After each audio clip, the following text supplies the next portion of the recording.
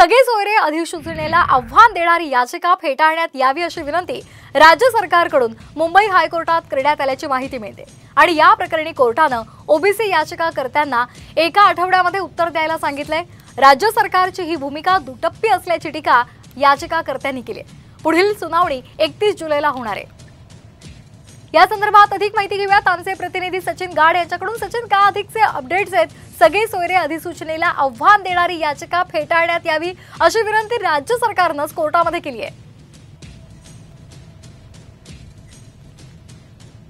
कुणबी प्रमाणपत्र देण्याचा निर्णय हा राज्य सरकारने घेतला होता, मात्र त्याविरोधात अनेक याचिका या मुंबई उच्च न्यायालयात दाखल करण्यात आल्या होत्या। काल या प्रकरणात सुनावणी झाली आणि त्या सुनावणीच्या वेळी या सगळ्या याचिका फेटाळून लावण्याची मागणी राज्य सरकारने करण्यात आली। राज्य सरकारने असं देखील सांगितलं की या याचिकांमध्ये काहीही तथ्य नाही। ओबीसी संघटनांकडून या सगळ्या याचिका दाखल करण्यात आल्या होत्या आणि आता राज्य सरकारने सांगितलेलं आहे की या याचिकांमध्ये तथ्य नसून त्या फेटाळण्यात आता 2 आठवड्याने या प्रकरणातली पुढील सुनावणी ठेवलेली आहे आणि या सुनावणी उच्च न्यायालय कोणता निर्णय घेतो याकडे सगळ्यांचं लक्ष लागलंय।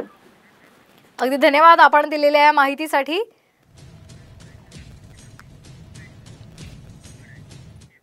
मराठा आंदोलक मनोज जरांगे पाटील उद्यापासून मराठवाड्यामध्ये शांतता रॅली काढणार आहे। रॅलीची सुरुवात हिंगोलीमधून केली जाणार आहे।